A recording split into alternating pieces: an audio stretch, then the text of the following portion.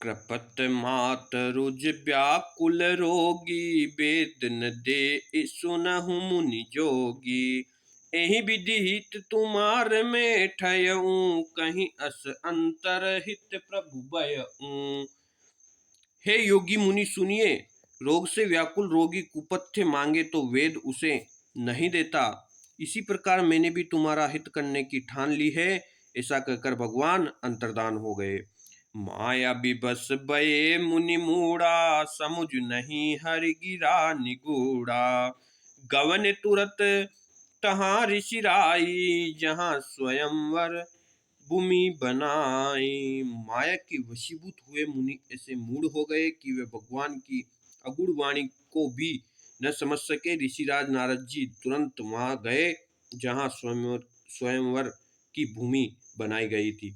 निज निज आसन बैठे राजा, बहु बनाव कर सहित समाजा।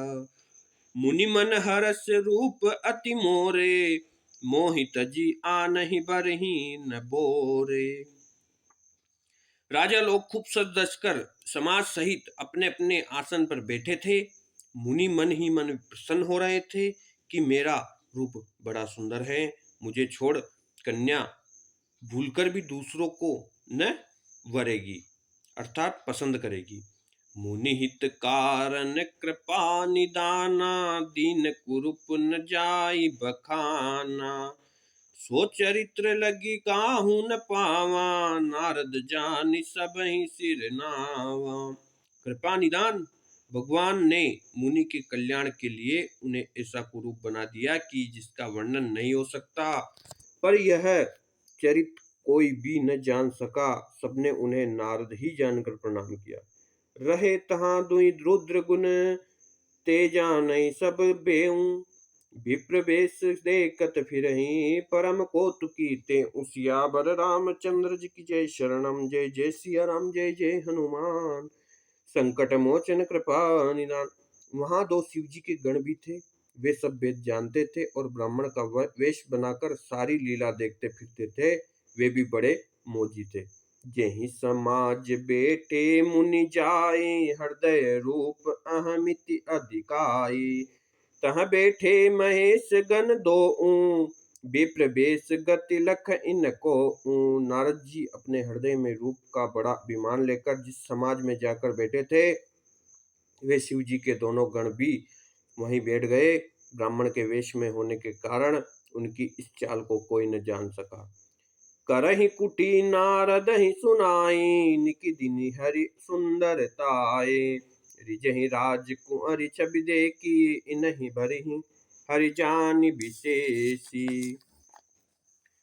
वे नारद जी को सुना सुना कर व्यंग्य वचन कहते थे। भगवान ने इनको अच्छी सुंदरता दी है, इनकी शोभा देखकर राजकुमारी रिझ ही जाएगी। हरि जानकर इन्हीं को खास तौर से वरेगी। मुनि मोह मन हाथ पर आए, हंसई शंभुगन अति सचुपाए। यद्यपि सुनई मुनि अटपटी बानी, समुझिन पर बुद्धि ब्रह्म सानी। नारद मुनि को मोह हो गया था, क्योंकि उनका मन दूसरे के हाथ में था। शिवजी के गण बहुत प्रसन्न होकर हंस रहे थे। यद्यपि मुनि उनकी अटपटी बातें सुन रहे थे, पर बुद्धि ब्रह्म में सुनी हुई होने के कारण वे बातें उनकी समझ में नहीं आती थी। उनकी बातों को वे अपनी प्रशंसा समझ रहे थे। काहू न लखा सो चरित विशेषा, सो स्वरूप नृप कन्या देखा। मृकट बदन भयंकर देहि, देखत हृदय क्रोध बातेहि। इस विशेष चरित्र को और किसी ने नहीं जाना, केवल राजकन्या नारद जी का वह रूप देखा। उनका बंदर का सा मुंह और भयंकर शरीर देखते ही कन्या हृदय में क्रोध उत्पन्न हो गया। सखी संग ले कुंवरी तब, चली जनु राज मराल।